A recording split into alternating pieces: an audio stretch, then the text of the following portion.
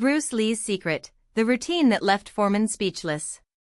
The ring was empty, but the air still vibrated with the energy of a just-ended fight. George Foreman, the invincible giant, the man who felled opponents with a single punch, sat next to Bruce Lee in a silent corner of the gym. The two had just exchanged a few light blows, an informal show of mutual respect between legends. But Foreman, curious as ever, couldn't resist the question burning in his mind. "Bruce, what's your secret?" he asked, wiping the sweat from his forehead with a towel. "How do you train to be so fast, so accurate? I see guys who work out for hours and don't even come close to what you do." Bruce smiled, his dark eyes shining with an intensity that seemed to pierce time. He didn't respond right away. Instead, he got up and walked to a small table where a notebook, already worn from use, rested. He flipped through a few pages, stopping at one, and then turned to Foreman. "George, training isn't about how much time you spend in the gym. It's about how you use every second." He tapped the notebook lightly. "Here's what I do. Every day." Foreman leaned forward, arms crossed over his knees, as Bruce began to detail his routine. "First, I wake up before the sun. There are no excuses. The body and mind need to be sharp from the first moment. I do a series of dynamic stretches, not the static ones that people do out of obligation. I move as if I'm already fighting, because, in a way, I am." He made a gesture with his hands, as if he was dodging an invisible blow. "Then I run. It's not just any race. I run with purpose. Sometimes it's a long, endurance race. Others are short, explosive sprints. But always with variations, climbs, descents, changes of pace. The body needs to learn to adapt." Foreman nodded, remembering his own running sessions, but something about Bruce's description seemed different. More intense. More alive. "In the gym, I don't waste time. Each exercise has a clear objective. Push-ups with claps, for explosion. Jump squats for power. I train with weights, but not like a bodybuilder. I want functional strength, not muscles that are only good for posing." Bruce laughed, as if the idea were absurd. "And I never train until complete exhaustion. I always leave some in the tank. Because the real test comes when you're tired, and you still need to be precise." Foreman frowned. "But what about the technique? Do you spend hours perfecting moves?" Bruce shook his head. "No. I spend minutes. But these are quality minutes. I choose a move, a kick, a punch, a dodge, and repeat it until my body executes it without thinking. Until it becomes part of me. Then I combine it with another movement, and another, and another. Until everything flows like water." He paused, as if reliving one of those sessions. "And I train with real opponents. Not the ones that let you win, but the ones that challenge you. Because it's in chaos that you learn to control yourself." Foreman crossed his arms, taking in every word. There was something there he had never considered. His own workouts were brutal, yes, but they were also predictable. Weight, repetition, pure strength. Bruce, however, spoke of something deeper, a philosophy that turned training into an art. "What about rest?" Foreman asked, almost hesitantly. "Do you rest?" Bruce smiled again, this time with a hint of mischief. "I sleep. But not like normal people.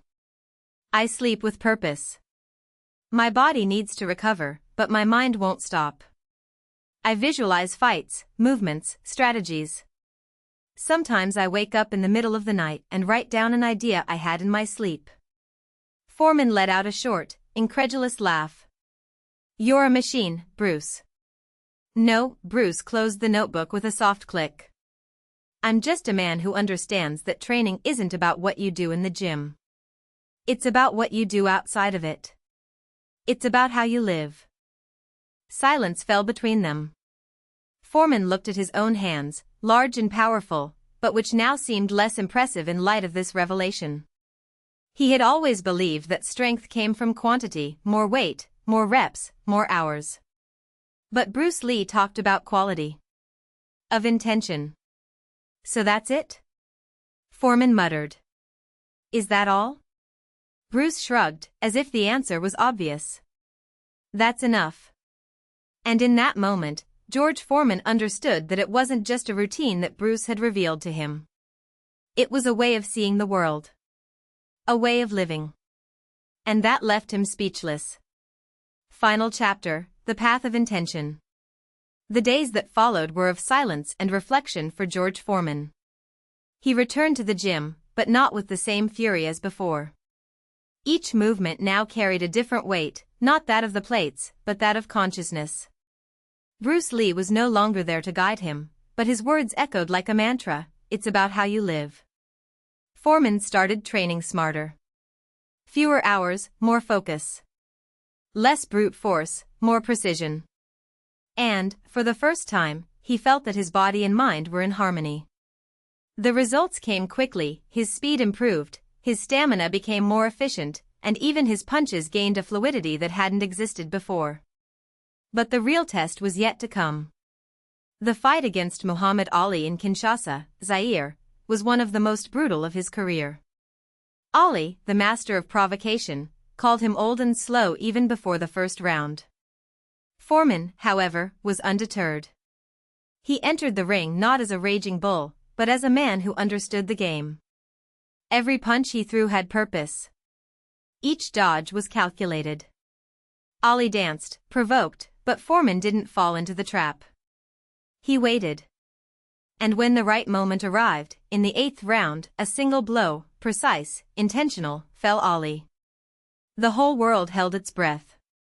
There, the invincible was on the ground. But Foreman didn't celebrate. He looked down at his hands, remembering Bruce's words. That's enough. And it was. Years later, now retired, Foreman became a different man. No longer the angry fighter, but a coach who taught not just technique, but philosophy. He told the story of Bruce Lee to his students, not as a lesson in fighting, but as a lesson in life. Strength is not in how much you can handle, he said, but in how much you understand. And so, Bruce Lee's legacy lived on not just in his words, but in the transformation of a man who once believed that victory came only through sweat and pain. Now, he knew it came from intention. And that, after all, was enough. The last round. Years passed, and George Foreman, now gray, still woke up at 5 in the morning, not to train, but to meditate in the backyard of his Texas home. The ring was behind us, but the lessons of Bruce Lee remained alive in every breath. He was no longer the man who had knocked down Muhammad Ali with a punch that had echoed around the world. It was another. Or maybe, finally, it was him. His students arrived at the gym with dreams of glory, inflated muscles, and hungry looks. They wanted to be champions, they wanted to be invincible. Foreman watched them in silence, letting them get tired first, let them sweat, let them understand that the fight began long before the first blow. Then, when they were exhausted, he would start talking. "Do you think winning means hitting harder?" he asked, as he wrapped the bands around the hands of a young heavyweight. "I was once that man. I believed that anger made me stronger. That each punch was a response, a revenge. But anger is a fuel that burns quickly. And when it's over, what's left?" The boy, with raw knuckles, was unresponsive. Foreman was smiling, as if he already knew the answer. Emptiness remains. And the emptiness hurts more than any knockout. He told the story of Bruce Lee not as a myth, but as a mirror. He spoke of the man who understood that true strength was not in rigidity, but in fluidity, not in resistance, but in adaptation. And, above all, that victory was not a trophy, but a state of mind. "Bruce taught me that the fight is not against each other," he said, while adjusting the posture of a student. "It's against the version of yourself that you carry like a weight. And when you win this fight, it no longer matters who is on the other side of the ring." But not everyone understood. Some students left the gym frustrated, looking for coaches who promised faster strikes, more efficient dodges, easier titles. Foreman didn't stop them. I knew that wisdom could not be imposed. She needed to be discovered, like a broken bone that, when it heals, becomes stronger than before. One day, a former student returned. He was no longer a boy, but a man marked by defeat, with scars on his face and an expression that Foreman knew well, that of someone who had confused strength with violence. He entered the gym without warning, his hands in his pockets, his gaze downcast. "I lost everything," he said finally. "My career, my family, even the desire to fight." Foreman offered no comfort. He just pointed at the punching bag. "Then fight." The man hesitated, but then advanced, throwing furious punches, as if the leather could absorb all his anger. Foreman let him exhaust himself, until the strokes became slow, clumsy, and the man fell to his knees, panting. "Why didn't you stop me?" he asked, his voice hoarse. "Because you needed to understand," Foreman replied, extending his hand to help him up. "The fight is not about never falling. It's about knowing how to stand up differently." The man was silent for a long time. Then he nodded. "I want to try again." Foreman smiled. "Then start here," he said, touching the student's chest. "The ring is just the beginning." Years later, that same man would become champion. Not by knocking out his opponents, but by beating them with an elegance that recalled the fluidity of Bruce Lee. And when they asked who had trained him, he replied, "A man who taught me that true victory is not about what you knock down, but what you get up." Foreman, now elderly, watched his students' fights on television, his wrinkled hands resting on his knees. "Sometimes I closed my eyes and heard the echo of a punch, the sound of a body falling, the silence that followed. But now, that sound no longer brought anger. It brought peace." He had understood, after all, that life was not a fight to be won, but a dance to be lived. And that, in the end, enough was always enough. The last round. Time passed like a well-placed punch, quick, precise, inevitable. The man who had once been just a boy with clenched fists and hungry eyes now walked through the halls of the gym with the same lightness with which he danced in the ring. His name, once whispered among bettors and coaches, was now spoken with respect in the sport's highest circles. "He doesn't fight, he leads," they said. It's as if he knows what his opponent is going to do before he even thinks. But fame did not make him proud. Not the money, not the titles, not the interviews in which he repeated, like a mantra, the old coach's words. Because deep down, he knew that the real battle was never against others. Out against himself. And then, one day, the invitation arrived. It was no ordinary fight. It wasn't for the belt, nor for money, nor for glory. It was a benefit, a spectacle to raise funds for a rehabilitation center for at-risk youth, the same kind of place that had saved him decades before. The opponent? A younger, hungry fighter with the fire in his eyes that he recognized as his own years ago. A prodigy, they said. A future champion. But there was something more. Backstage, as he wrapped the bands around his hands, he heard the murmurs.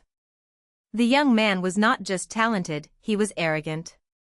He had already declared in interviews that the old man, as he called him, with a sneer, was nothing more than a relic, a name from the past that only remained relevant out of pity. "He can't last 3 rounds, he had said. "I will take him down like he did so many others." The man smiled. Not out of anger, but out of understanding. When the gong sounded, he did not attack. It didn't need to. The young man came like a hurricane, arms whirling, legs bouncing, each blow charged with desperation, as if victory depended on destroying the other, not overcoming him. And the man, instead of retreating, let the punches pass close by, dodging with minimal movements, as if dancing between drops of rain. In the second round, the young man started to get tired. Breathing became heavy, movements less precise. That's when the man saw, it wasn't hate in his opponent's eyes. It was fear. Fear of not being good enough. Afraid that deep down he already knew he was fighting a ghost. So he did what Foreman had taught him. He didn't knock the young man out. It didn't humiliate him. It just touched him, a gentle jab to the shoulder, a left cross that missed the jaw but sent him reeling. And when the confused boy let his guard down, the man grabbed him by the arms, like a father holding a stumbling child. "You're better than that," he said, low enough for only the two of them to hear. "Stop fighting the world. Start fighting for it." The young man hesitated. Then, for the first time, his eyes lost the gleam of a cornered beast. And when the referee separated the two, he didn't attack again. He just nodded, as if an ancient truth had finally revealed itself. The audience burst into applause. It wasn't a knockout, but it was something rarer, a surrender without defeat. Years later, the young man would also become champion. And when they asked who had trained him, he replied, "A man who taught me that true strength is not in knocking down, but in getting up." Foreman, with his hair completely white, watched the fight on television, his hands shaking in his lap.